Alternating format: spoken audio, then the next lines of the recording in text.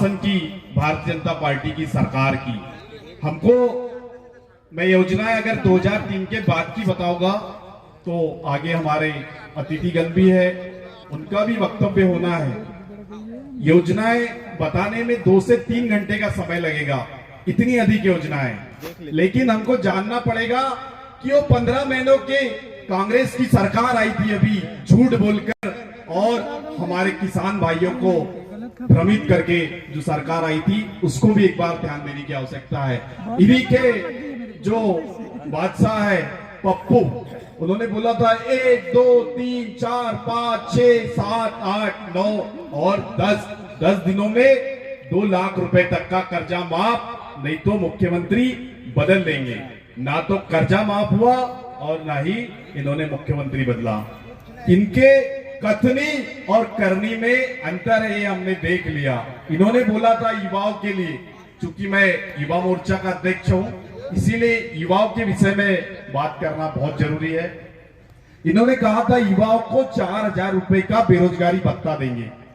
कितने युवाओं को दिया? इन्होंने किसी भी युवाओं को 4000 रुपए का बेरोजगारी भत्ता नहीं दिया, उल्टा ढोल चराने की और बैंड बजाने की ट्रेनिंग देने की बात करने लगे। वो तो हम सब लोग किसान परिवारों से है, यहाँ का युवा ऑलरेडी ट्रेन है, उसको आवश्यकता नहीं है ट्रेनिंग लेने की, क्योंकि सभी के घर में गाय और सबके यहाँ पालतू जानवर है, तो उसमें हमको ट्रेनिंग लेने की जरूरत नहीं है। माननीय कमलनाथ जी, तो युवा और भारतीय जनता पार्टी ने क्या किया? हम बेरोजगारी भत्ता नहीं देंगे, युवा नीति के माध्यम से हम बेरोजगारी भत्ता बिल्कुल नहीं देंगे। हमने जो देना शुरू कर दिया है, हम युवाओं को पंगु नहीं बनाना चाहते, हम तो युवाओं को आत्मनिर्भर बनाना चाहते हैं। जो भारतीय जनता पार्टी है वो युवाओं को, किसानों को, महिलाओं को, सबको आत्मनिर्भर बनाने पर काम कर रही है। हमने कहा सीखो और कमाओ योजनाओं के माध्यम से हम युवाओं को 9000 देंगे, 9500 देंगे, 10000 देंगे और 10500 देने का काम भी युवाओं को सीखो और कमाओ योजनाओं के माध्यम से देने का अगर किसी ने काम किया तो भारतीय जनता पार्टी की सरकार काम कर रही है। हमको इस विषय में भी सोचने का विषय है।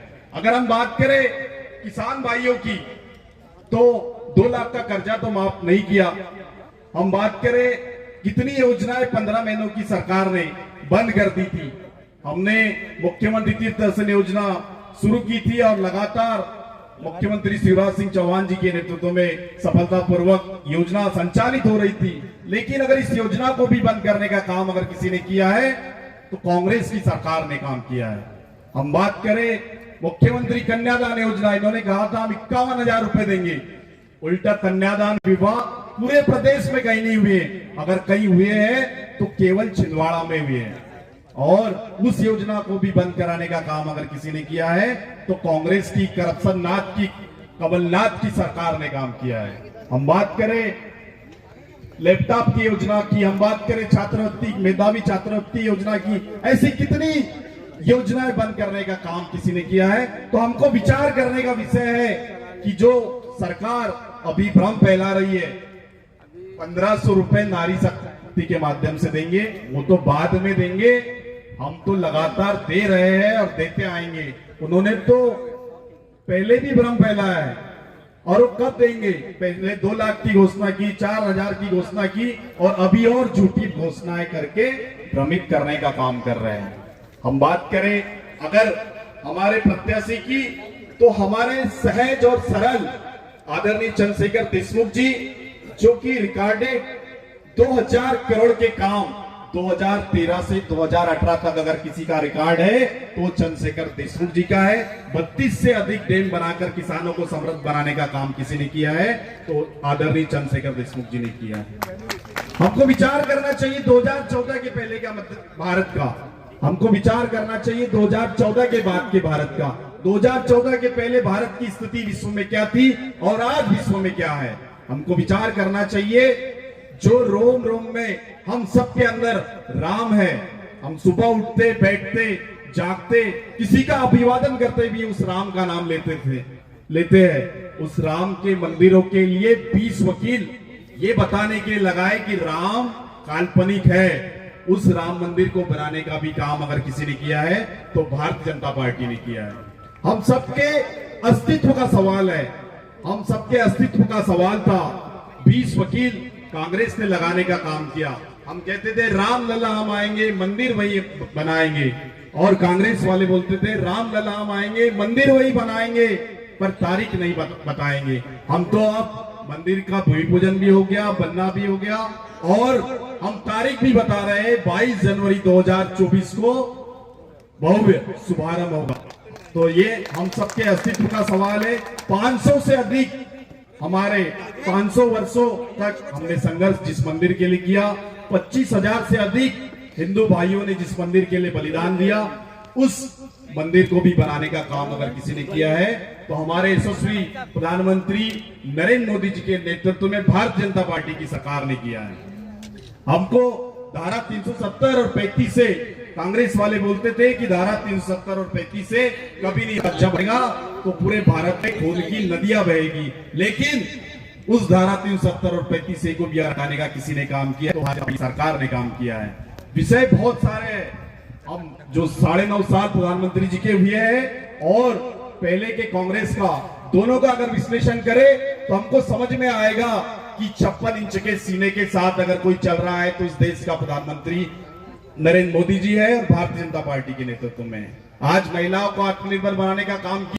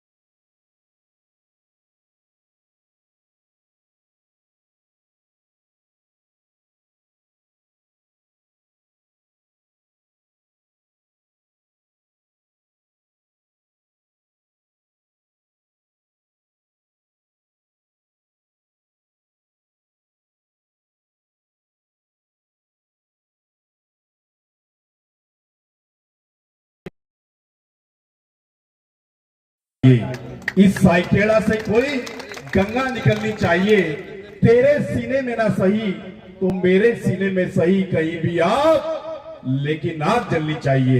केवल हंगामा करना मेरा मकसद नहीं, मेरी कोशिश है कि ये साइकेड़ा और इस क्षेत्र की सूरत बदलनी चाहिए। अंत में मैं इतना ही कहूंगा, राबी की रबानी बदलेगी, राबी की रबानी बदलेगी, सतलज का मुहाना बदलेगा, गर शौक में तेरे जोश रहा तो तकदीर का जामा बदलेगा। बेजार ना हो, सारा फसाना बदलेगा, कुछ तुम बदलो कुछ हम बदले, तब तो ये जमाना बदलेगा। हमको पूरे तन और मन के साथ में भारतीय जनता पार्टी को इस पूरे क्षेत्र से, इस विधानसभा से आदरणीय चंद्रशेखर देशमुख जी को प्रचंड बहुमतों से विजयी बनाना है। बोलो भारत माता की, भारत माता की। धन्यवाद, बहुत बहुत धन्यवाद आदरणीय भास्कर जी। हमारे बीच में दुनावा क्षेत्र के जिला पंचायत सदस्य हमारी छोटी बहन कंचन कासलेकर जी हमारे बीच में उपस्थित है, उनका भी हम मंच पे जोरदार स्वागत करते हैं। आप सभी लोग तालियों से उनका स्वागत करेंगे।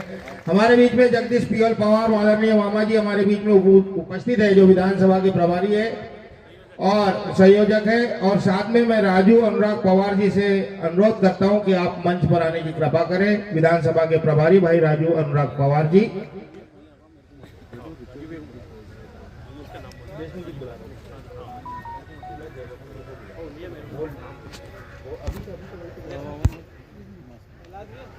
हेलो, हमारे बीच में हमारे मुल्ताई के नेता और पूर्व निर्माण बोर्ड के अध्यक्ष भाई हेमंत विजय राव जी देशमुख उपस्थित है।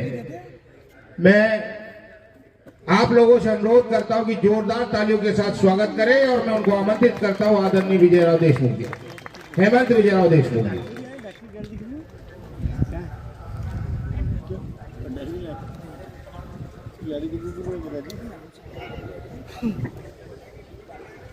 जय श्री राम। साई खेड़ा की पावन धरती है, इतने कम आवाज में नहीं चलेगा। जय श्री राम, जय जय श्री राम, जय जय श्री राम। सर्वप्रथम साई खेड़ा की इस पावन धरती को नमन करता हूं। आप सब साई खेड़ा वासियों के चरणों में प्रणाम करता हूं। आज की इस विशाल आम सभा में मंचासीन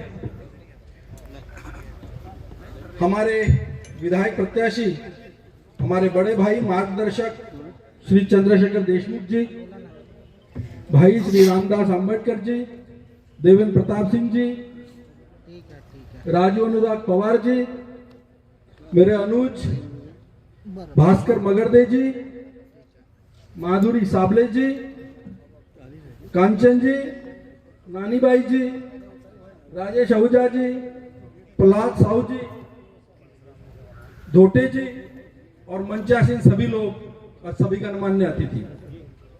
साथियों, मेरे पूर्व जिनका भाषण हुआ, ऐसे मेरे अनुज भास्कर मगरदे जी ने प्रदेश की और देश की और भारतीय जनता पार्टी की योजनाओं की सारी गाथा आप सबके सामने रखी है।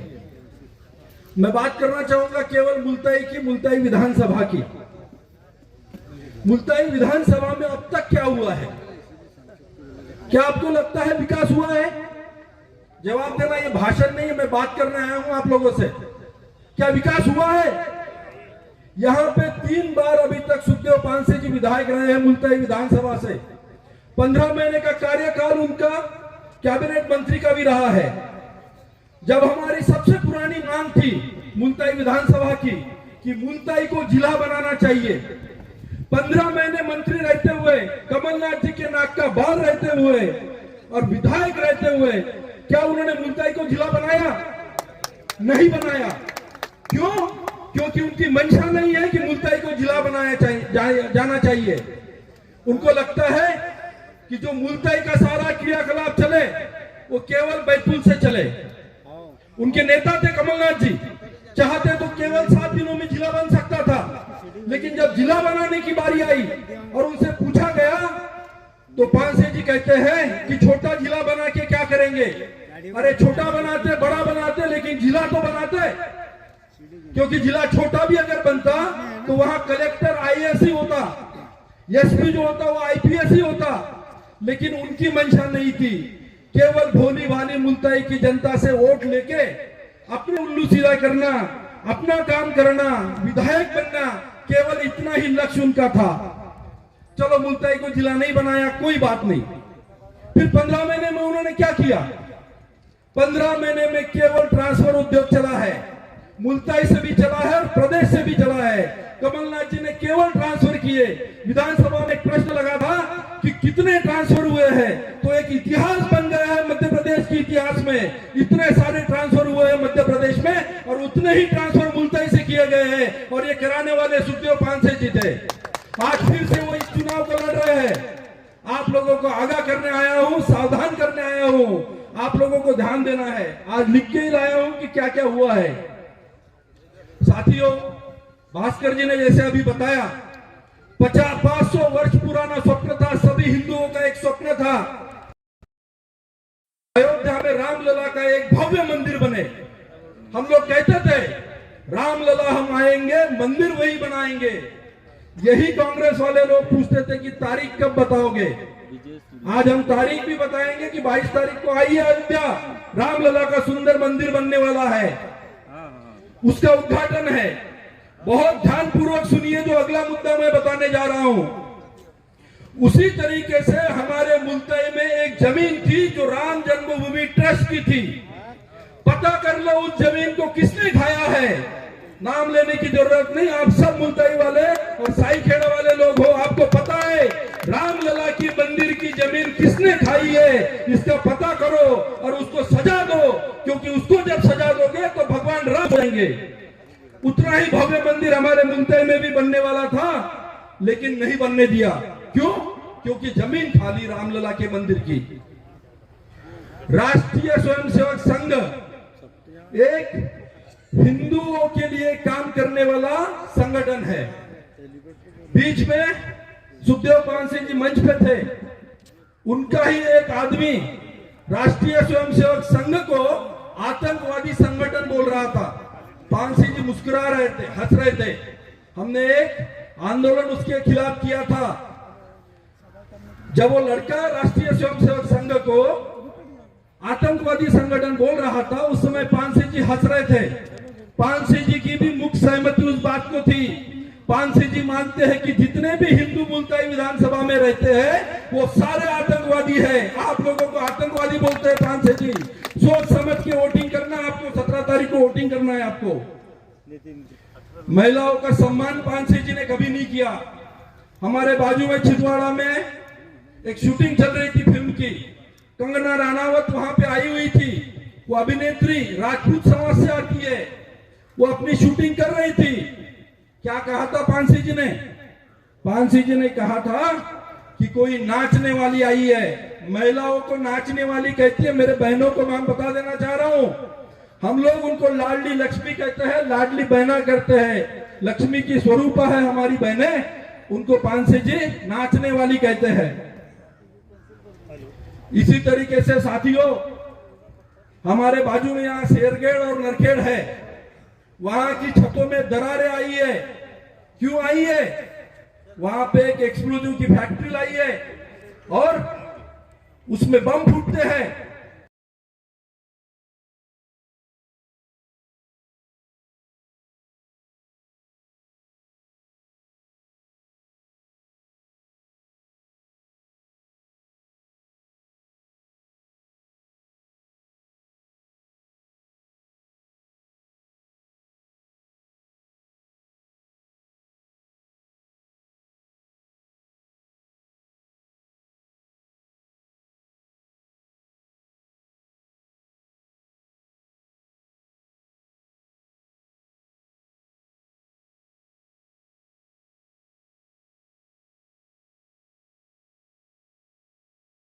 पत्ता गोभी का उत्पाद ज्यादा होने का अगर कोई काम कर रहा है तो पत्ता गोभी रास्ते पे फेंकना होता है क्या? ये काम है क्या? देशमुख जी से चर्चा हुई है कि जब आप सब लोग मिलकर देशमुख जी को विधायक बनाओगे, प्रदेश में भारतीय जनता पार्टी की सरकार बनाओगे, तो बिरूल क्षेत्र में हम पत्ता गोभी का डिहाइड्रेशन का एक प्लांट खोलेंगे। वहां पे हमारे किसान भाइयों की जो फसल है वो कभी वेस्ट नहीं होगी। साथ में उनको तो फसल के दाम मिलेंगे ही मिलेंगे। जो हमारे युवा साथी बिरूल क्षेत्र के हैं, पूरे मुल्ताई विधानसभा के हैं, उन लोगों के लिए रोजगार की भी व्यवस्था होगी। ये होता है स्थायी काम। ये काम ये नहीं है कि पत्ता गोभी रास्ते पे फेंक दिए और बाइक वालों को उनको गिराना है। इसी तरीके से आज गिनाने जाओ तो बहुत सारे ऐसे काम है जो भारतीय जनता पार्टी की सरकार करने जा रही है। आप लोगों से करबद्ध विनती है, करबद्ध विनती है, हमारे देशमुख जी को आप विधायक बनाइए, चंद्रशेखर देशमुख जी को विधायक बनाइए, प्रदेश में भारतीय जनता पार्टी की सरकार बनाइए। विकास की गंगा मुल्ताई विधानसभा में बहेगी, ये मैं इस मंच से आपको वचन देता हूं। मेरे बाद भी बहुत सारे वक्ता है, अपनी वाणी को विराम देता हूं। बहुत बहुत धन्यवाद। जय श्री राम, जय जय श्री राम। बहुत बहुत धन्यवाद। जय श्री राम। बस आए थे मुल्ताई।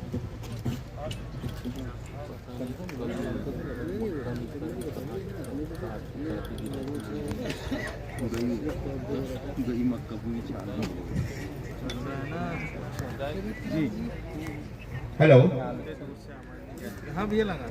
बहुत बहुत धन्यवाद आदरणीय देशमुख साहब, आपने बहुत गंभीर विषय आम जनता के सामने रखे। क्योंकि ये जनता को बहुत सारी चीजें पता नहीं होती है और लोग बोल नहीं पाते, बोलने से डरते हैं। लेकिन आज बड़ा निर्भीक होकर हमारे भाई देशमुख साहब ने अपनी बात रखी, उनका बहुत बहुत धन्यवाद।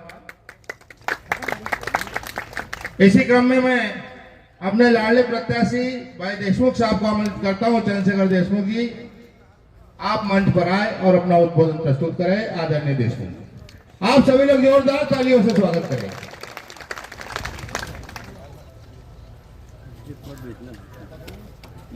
आज के कार्यक्रम में उपस्थित परम आदरणीय सांसद आदरणीय डीडी विके जी, हमारे बीच में उपस्थित माननीय देवेंद्र प्रताप सिंह जी, हमारे बीच में उपस्थित रामदास अंबेकर जी एवं हमारे बीच में उपस्थित हेमंत विजयराव जी देशमुख, पूर्व लोक निर्माण बोर्ड के अध्यक्ष, युवा मोर्चा के जिला अध्यक्ष भास्कर मगरदे जी, जिला पंचायत सदस्य हमारी बहन कंचन कासलेकर जी, हमारी बहन नानी बाई डहारे जनपद अध्यक्ष, और हमारे बीच में उपस्थित समस्त भारतीय जनता पार्टी के कार्यकर्ता एवं दूर दराज से आए हुए अतिथिगण बंधुओं, आप लोगों के आशीर्वाद से मुझे भारतीय जनता पार्टी ने पुनः मुल्ताई विधानसभा का प्रत्याशी बनाया है। मैं लगातार 2013 से 18 के बीच में आपके बीच में विधायक के रूप में रहा और हो सकता है उस दरमियान मेरे से कुछ गलतियां भी हुई हो, इसके लिए मैं क्षमा भी मांगता हूं और आने वाले समय में उन गलतियों को सुधारने का भी प्रयास करता हूं। बंधुओं, लगातार उस कार्यकाल में सबसे ज़्यादा मैंने ग्रामीण क्षेत्र में रहने वाले हमारे किसान भाइयों के लिए सिंचाई के 32 डैम बनाए और जिसका लाभ आज हमारे किसान भाइयों को मिल रहा है। इस सिंचाई बांधों के माध्यम से आज हमारे 1 लाख एकड़ में सिंचाई जो हो रही है, तो हमारा इस मुल्ताई विधानसभा का किसान संपन्नता की ओर जा रहा है। निरंतर उस कार्यकाल में भी सड़कें, स्वास्थ्य सेवाएं और शिक्षा के क्षेत्र में लगातार काम किया गया है, परंतु हमारा यहाँ मुल्ताई क्षेत्र एक ऐसा क्षेत्र है कि इसमें निरंतर काम करने की आवश्यकताएं हैं। निरंतर आज सिंचाई की आवश्यकता है। असिंचित भूमि बहुत अधिक मात्रा में है और असिंचित भूमि को जब तक हम सिंचित नहीं करेंगे तब तक हमारा किसान सिंचित नहीं हो सकता है। आज उसके लिए भी निरंतर प्रयास करने की आवश्यकता है। हम देख रहे हैं कि हमारे इस क्षेत्र में हायर स्कूल, हायर सेकेंडरी जब बनाने की बात आती है तो उस समय हायर सेकेंडरी, हाई स्कूल हमने काफ़ी मात्रा में बनाए।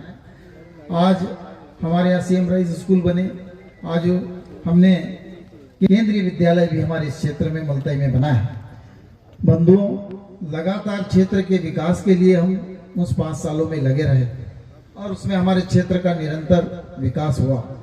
लेकिन दूसरी ओर मैं कहता हूं कि 67 साल तक के आज इस मध्य प्रदेश में कांग्रेस ने शासन किया, लेकिन उसके शासनकाल में न किसानों को बिजली मिल पाती थी, न सड़कें मिल पाती थी और न आवागमन की सुविधाएं थी और न स्वास्थ्य सेवाओं की सुविधाएं थी। लेकिन आज वो 67 साल तक के शासन करने के बावजूद भी उनने हमारे इस ग्रामीण क्षेत्र में और हमारे देश के लिए उन्होंने कुछ नहीं किया। लेकिन मैं आप लोगों को बताना चाहता हूं कि 2003 के बाद से जब मध्य प्रदेश में भारतीय जनता पार्टी की सरकार आई तो निरंतर किसानों का विकास हुआ, शिक्षा के क्षेत्र में विकास हुआ, बिजली की सप्लाई हमें अच्छी मिलने लग गई। कभी हमने कल्पना नहीं की थी कि हमें 24 घंटे बिजली मिलेगी, लेकिन आज ग्रामीण क्षेत्र में, गांव में रहने वाले प्रत्येक व्यक्ति को 24 घंटे बिजली मिल रही है। शासन द्वारा जो योजनाएं चल रही है, आज हम देखते हैं कि हमारी बहनों के लिए लाडली लक्ष्मी योजना, लाडली बहना योजना जो माननीय मुख्यमंत्री जी ने चालू की गई है, उस योजनाओं का भी लाभ निरंतर हमारी बहनों को मिल रहा है। आज हम देख रहे हैं कि इसके माध्यम से पहले 1000 रुपये मिलते थे और उसके बाद आज हमारे यहाँ जो आज 1250 रुपये प्रति माह मिलने लग गए हैं। आज मैं यही बताना चाहता हूँ कि मध्य प्रदेश में जब से भारतीय जनता पार्टी की सरकार, जिन्होंने किसान सम्मान निधि के माध्यम से माननीय शिवराज सिंह जी ने किसानों के हाथ मजबूत किए हैं, ग्रामीण क्षेत्र में रहने वाली अनुसूचित जाति जनजाति की महिलाओं को भी आर्थिक रूप से मजबूत किया गया है। मैं तो आप लोगों से यही कहना चाहता हूं कि इस क्षेत्र के विकास के लिए भारतीय जनता पार्टी की आवश्यकता है। जब तक भारतीय जनता पार्टी का यहाँ से प्रतिनिधि बनकर नहीं जाएगा तब इस क्षेत्र का विकास नहीं होगा। ग्राम साईखेड़ा में भी जब मैं 2013 से 18 के बीच में रहा तो यहाँ हाई स्कूल था, मैंने यहाँ हायर सेकेंडरी कराई और मठ के लिए 18 लाख रुपए की राशि मैंने यहाँ दिलवाई और यहाँ पर मंगल भवन सांसद निधि से यहाँ दिलवाया गया था। बंधुओं, प्रत्येक गांव में कहीं ना कहीं कोई ना कोई छोटा या बड़ा काम उस 2013 से 18 के बीच में कराया गया है। मैं आप लोगों से यही निवेदन करता हूं कि आने वाला समय 17 तारीख को मतदान होने जा रहा है और उस मतदान में भारतीय जनता पार्टी की सरकार मध्य प्रदेश में बने, माननीय शिवराज सिंह जी चौहान मुख्यमंत्री बने और यहाँ से आपका विधायक अगर चुनकर जाता है तो मध्य प्रदेश में सरकार बनेगी। और मैं आप लोगों से यही निवेदन करता हूँ और आपसे अपेक्षा करता हूँ कि आप अपना मत भारतीय जनता पार्टी के कमल के फूल को दीजिए। मैं आप लोगों के बीच में आप लोगों के मत से चुनकर आता हूं तो मैं आप लोगों के बीच में निरंतर सेवा करूंगा। इन्हीं शब्दों के साथ मैं अपनी वाणी को विराम देता हूं।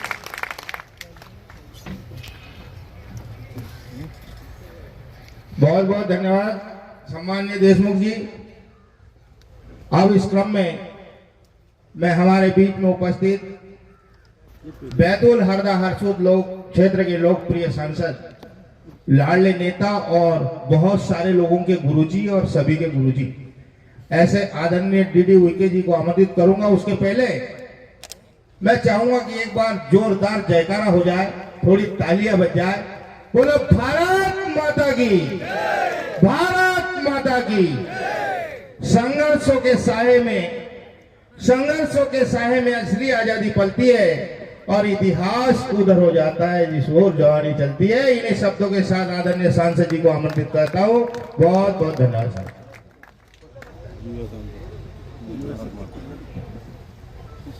आत्मीय भाइयों बहनों, आइए जोरदार एक बार भारत माता की जय बोलें।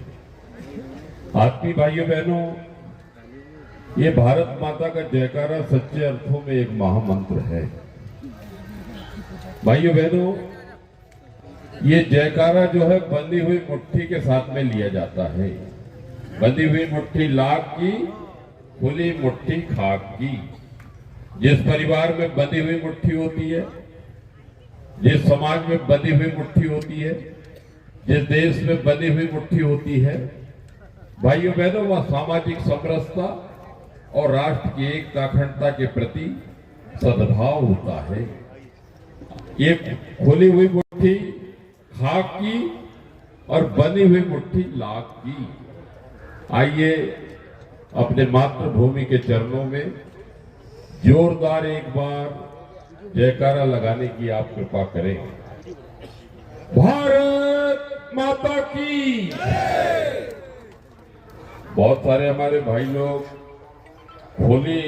खुला पंजा ऐसा बता के जयकारा कर रहे हैं। भाइयों बहनों, ये खुले हुए पंजे के साथ में कोई ये बोले कि भैया तुम खाना खा लो, क्यों भाई? कोई एक उंगली से खाना खा सकता है क्या? क्यों बहनों? कोई कहे कि दाल बाटी एक उंगली से खा लूंगा, नहीं जी, आप नहीं खा सकते। भाइयों बहनों, ये बनी हुई मुट्ठी के साथ में जयकारा लगाना चाहिए। ये बनी हुई मुट्ठी राष्ट्र, धर्म और संस्कृति के प्रति प्रतिबद्धता का प्रतीक है। ये बंधी हुई मुट्ठी हनुमान जी का गदा है। ये बंधी हुई मुट्ठी हमारी सामाजिक और राष्ट्रीय एकता का प्रतीक है। आइए जोरदार एक बार मातृभूमि के चरणों में जयकारा आप लगाएं। भारत माता की, भारत माता की। वंदे वंदे। भारतीय जनता पार्टी। भैया जयकारा लगाना है तो जोर से होना भैया, है ना, पूरी आत्मा के साथ में अच्छा रहता है। Bharatiya Janata party, Bharatiya Janata party. भाइयों बहनों, आज हमारे बीच में हमारे लाडले नेता परम आदरणीय श्री नितिन जी का हमारे बीच में आगमन होने वाला था, किंतु मित्रों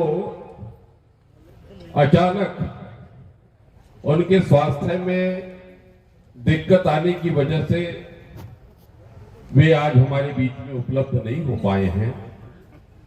हम परम पिता परमेश्वर से प्रार्थना करते हैं कि हे प्रभु, हमारे लाडले नेता को आप जल्दी स्वस्थ करें और अगले दौरे में वे हमारे बीच में हम सबका मार्गदर्शन कर पाए। आत्मीय भाइयों बहनों, आज के इस आयोजन में हमारे बीच में हमारे लोकप्रिय प्रत्याशी पूर्व विधायक आदरणीय श्री चंद्रशेखर देशमुख जी हमारे बीच में हैं। जोरदार एक बार अपने लाडले सहज सहज प्रत्याशी का तालियां बजाकर आप अभिनंदन करें।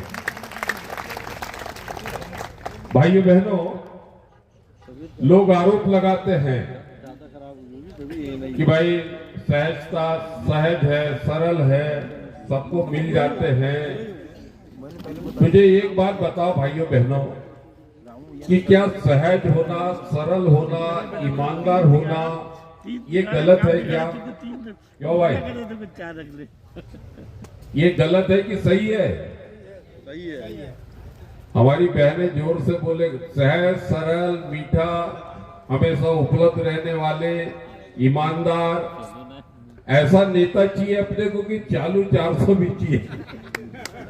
क्यों भैया, अपन अपनी बेटी के लिए लड़का देखने जाते तो क्या चालू 400 भी देखते क्या? सीधा सच्चा सरल, हर जगह उपलब्ध होने वाला, हमारे सुख दुख में शामिल होने वाला।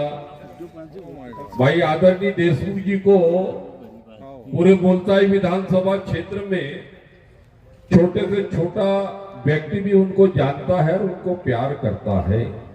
भाइयों बहनों, भारतीय जनता पार्टी ने अपने सभी प्रकार के सर्वे करके देखा कि भाई ये तो जो सहज है, सरल है, मृदु है, मीठा है, ईमानदार है, सबके सुख दुख में शामिल होने वाला व्यक्ति है।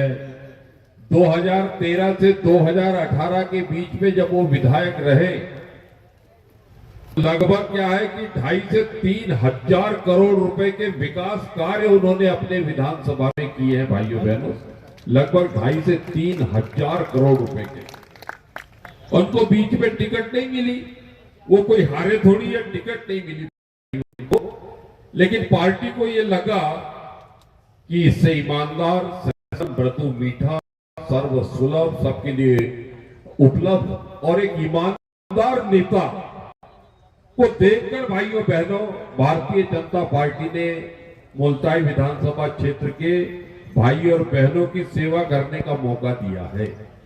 मेरी प्रार्थना है भाइयों बहनों कि जोरदार तालियां बजाकर आप अपने सहज सरल प्रत्याशी को आप आशीर्वाद देने की कृपा करेंगे। हमारे बीच में हमारे उत्तर प्रदेश से विधायक सम्मानित श्री देवेंद्र प्रताप सिंह जी गोरखपुर से हैं। हमारे उत्तर प्रदेश के जो मुख्यमंत्री है, उनके विधानसभा से हमारे बीच में जोरदार तालियां बजाकर उनका अभिनंदन करें। भाइयों बहनों, महाराष्ट्र से जो हमारे विधायक आदरणीय श्री आंबेडकर जी हमारे बीच में है, उनके कुशल प्रेरक नेतृत्व में ये जिला ये चुनाव लड़ रहा है। जोरदार एक बार आंबेडकर जी का भी आप तालियां बजाकर अभिनंदन करें। हमारे बीच में सम्माननीय श्री हेमंत विजयराव देशमुख जी, उन्होंने भी बहुत प्रखर मुखर होके वर्तमान जो विधायक हैं उनके बारे में उन्होंने विचार रखे और आत्मचिंतन के लिए हम सबको मजबूर किया। हमारे बीच में सम्माननीय श्री राजेश आहूजा जी, आमला विधानसभा क्षेत्र के संयोजक। हमारे बीच में आदरणीय श्रीमती नानीबाई, हमारे जनपद की माननीय अध्यक्ष हमारे बीच में है। हमारे बीच में युवा मोर्चा के हमारे माननीय अध्यक्ष श्री भास्कर मगरदे जी हमारे बीच है, उनका भी प्रेरक प्रबोधन हम सब ने सुना। हमारे बीच में हमारी बिटिया सुश्री माधुरी साबले जी, हमारे बीच श्री प्रहलाद साहू जी, श्री प्रमोद धोटे जी सहित सभी मंच पर आसीन सभी हमारे आत्मीय स्वजन, आत्मीय भाइयों बहनों, आज जिनका प्रबोधन हमको मिलने वाला था वे आज हमारे बीच में स्वास्थ्य कारणों से हमारे बीच में नहीं रह पाए। उसके लिए हम सबको खेद है। आत्मीय भाइयों बहनों, आप लोगों से मेरी प्रार्थना है कि भारतीय जनता पार्टी के शीर्षस्थ नेतृत्व ने जो हमारे सहज सरल प्रत्याशी श्री चंद्रशेखर देशमुख जी को हमारा विधायक बनाने के लिए हमको एक अवसर दिया है। 17 तारीख को मतदान है भाइयों बहनों, 17 तारीख को खुद भी हमको मतदान करना है। निकटवर्ती जो भाई बहन है उनको भी प्रेरित करना है। हमारे जहां जहां भी रिश्तेदार है उनको भी भाइयों बहनों हमको प्रेरित करके हमको 17 तारीख का मतदान जो है अधिक से अधिक प्रतिशत मतदान का हम करा पाए, ताकि चंद्रशेखर देशमुख जी प्रचंड मतों से जीतकर भाइयों बहनों मध्य प्रदेश में ये कमल का एक फूल हमको शिवराज सिंह चौहान जी को भेंट करना है और मध्य प्रदेश में भारतीय जनता पार्टी की सरकार बनानी है। भाइयों बहनों, अभी पेपरों में चल रहा है कि हमारे जो कांग्रेसी प्रत्याशी है वो केंद्र और राज्य सरकार की योजनाओं को भी अपनी योजना बनाकर सोशल मीडिया और इलेक्ट्रॉनिक प्रिंट मीडिया में चला रहे हैं।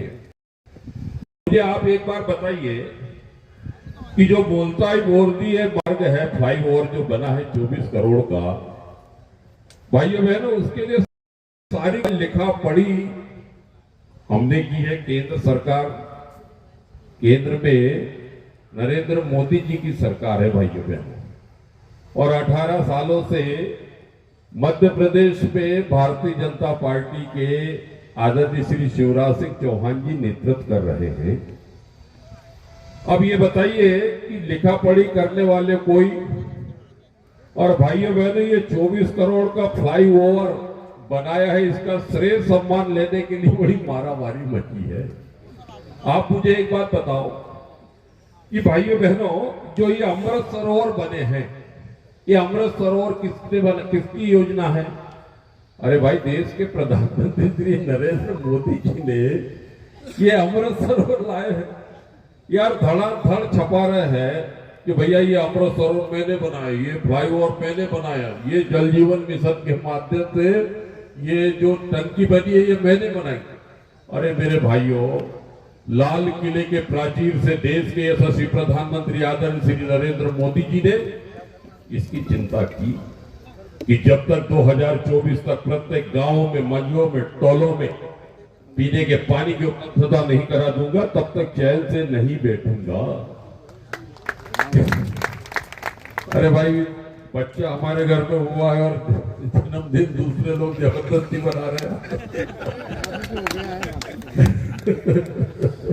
एक दूसरे काट रहे हैं। अरे भैया मेरी प्रार्थना है भाइयों बहनों, मुझे ये बताइए कि प्रधानमंत्री सड़क योजना हमारे यशस्वी स्वर्गीय प्रधानमंत्री आदरणीय अटल बिहारी वाजपेयी जी का सपना था, और ये सपना देश के यशस्वी प्रधानमंत्री आदरणीय श्री नरेंद्र मोदी जी के कुशल प्रेरक नेतृत्व में आज गांव गांव में, गली मोहल्लों में, मजरों टोलों में जो सड़कों का जाल बिछा हुआ दिख रहा है भाइयों बहनों, ये भारतीय जनता पार्टी के यशस्वी प्रधानमंत्री आदरणीय श्री नरेंद्र मोदी जी के कुशल प्रेरक नेतृत्व में ये काम हो रहा है।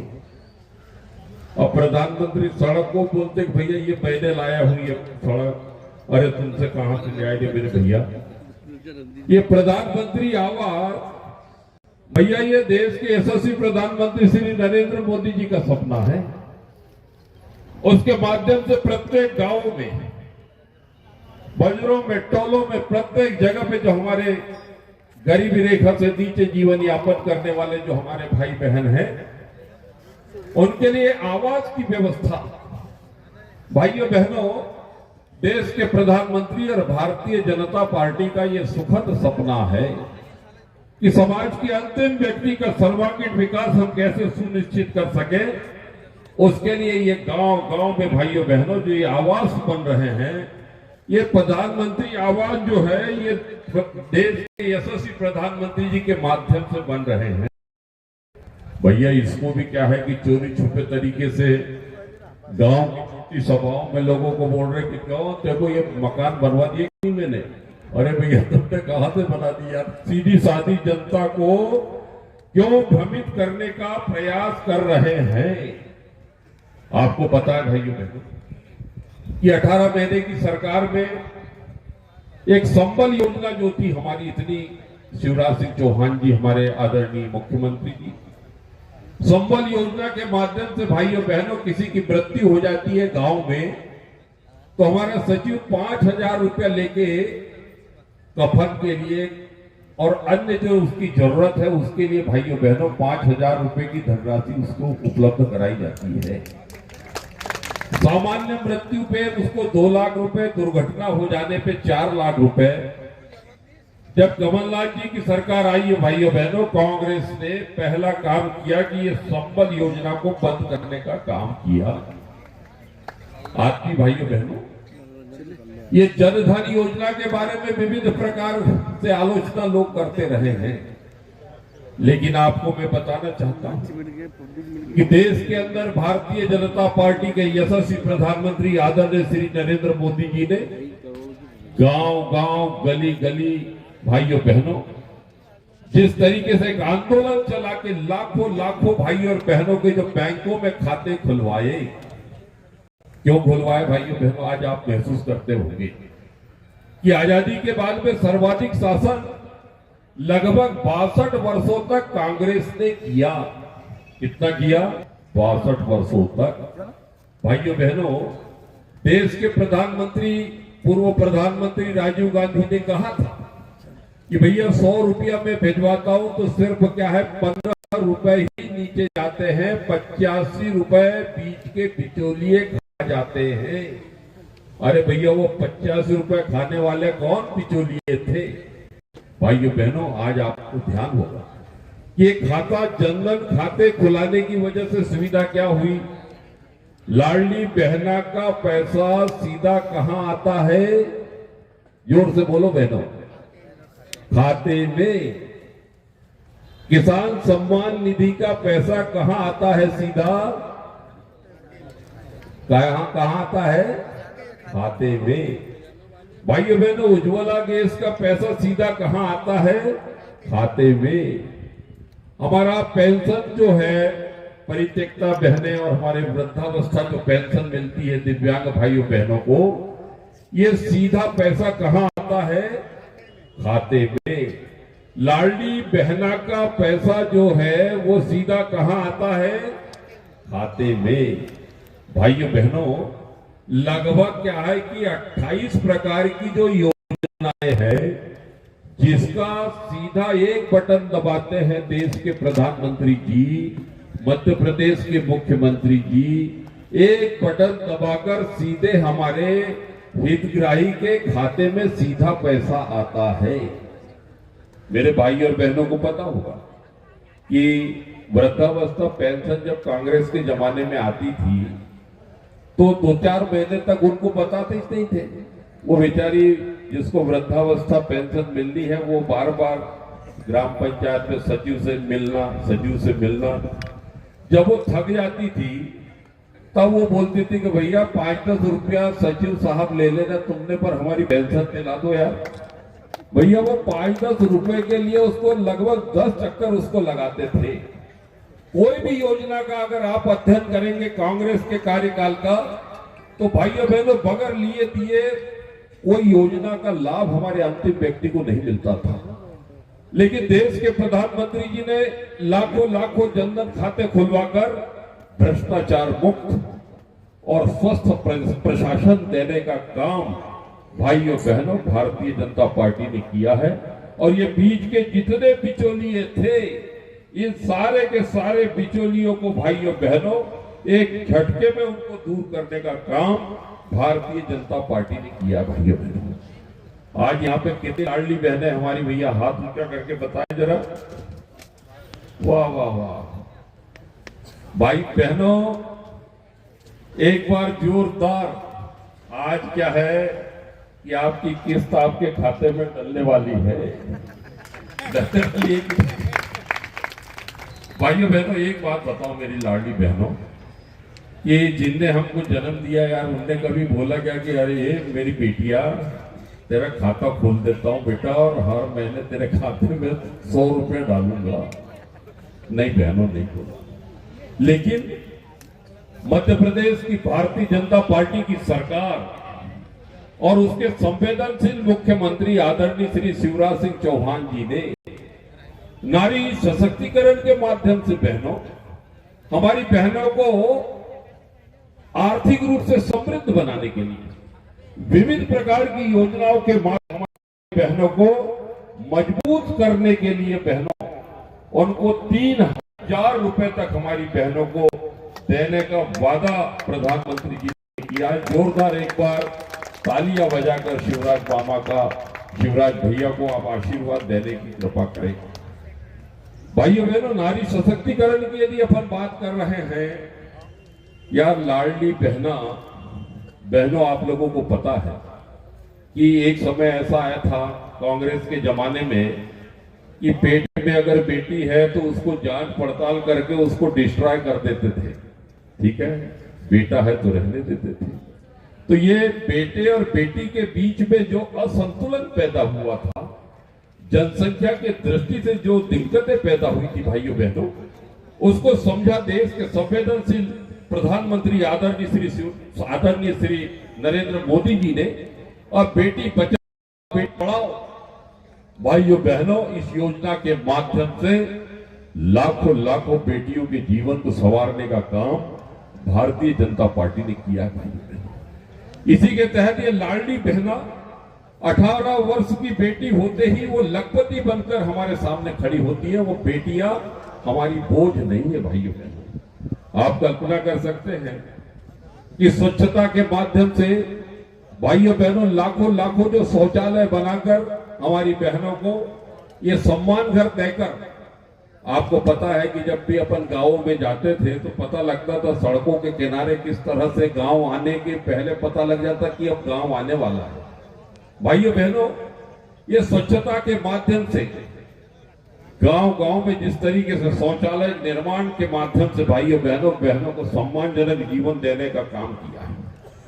आज भी भाइयों बहनों, आदरणीय शिवराज सिंह चौहान जी ने नगर पालिका है, नगर पंचायत है, हमारे जो स्थानीय निकाय है, उसमें 50% हमारी बहनों को चुनाव लड़ने का जो अधिकार दिया है संवैधानिक, ये कोई छोटी बात नहीं है भाइयों बहनों। देश के यशस्वी प्रधानमंत्री आदरणीय श्री नरेंद्र मोदी जी ने 30% बहनें अब विधायक बन पाएंगी, सांसद बन पाएगी।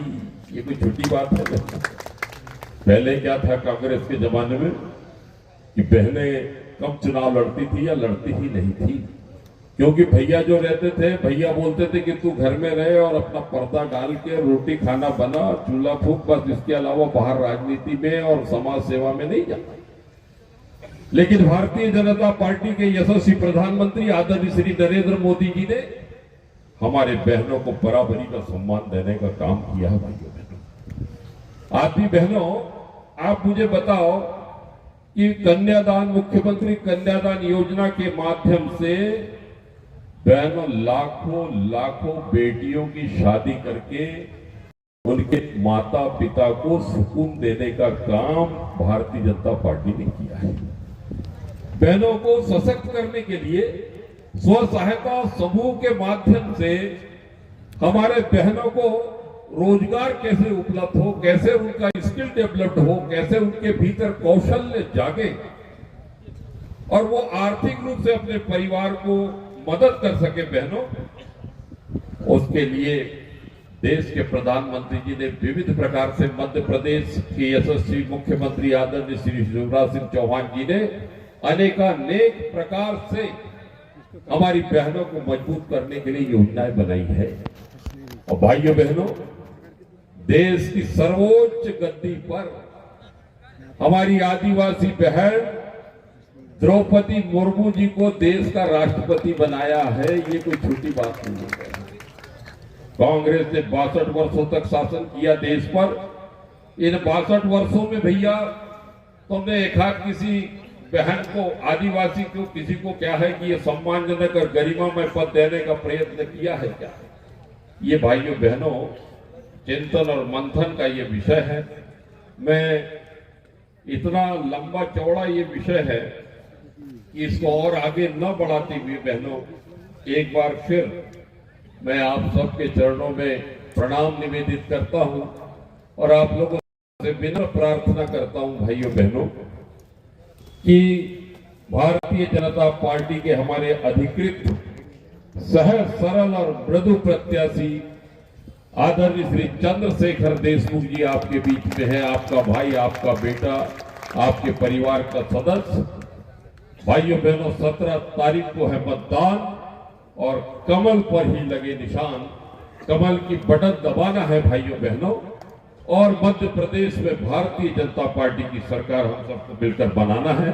इस संकल्प के साथ भाइयों बहनों मैं आप लोगों से प्रार्थना करता हूं, एक बार जोरदार अपने जगह पे आप खड़े हो, अपने स्थान पर आप खड़े हो और सामने वाला हाथ अपना आगे करें।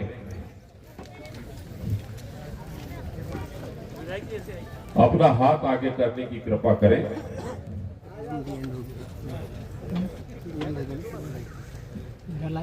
भारत माता की। आज मैं साईखेड़ा की पावन सरजमी पर भगवान को साक्षी मानकर मैं प्रतिज्ञा लेता हूं कि हमारे विधानसभा क्षेत्र के हमारे लाडले सहज सरल ईमानदार प्रत्याशी को प्रचंड मतों से विजयी बनाएंगे, अपना बूथ जीतेंगे और भारतीय जनता पार्टी की सरकार मध्य प्रदेश में बनाएंगे। भारत माता की, भारत माता की। बहुत बहुत धन्यवाद।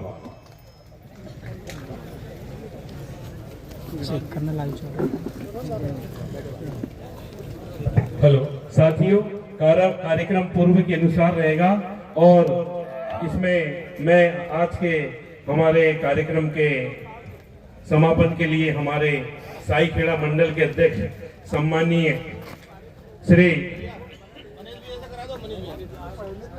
ग्रामीण मंडल हमारे आज के कार्यक्रम के प्रभारी श्री मनीष माथनकर जी कार्यक्रम का आभार प्रदर्शन करेंगे।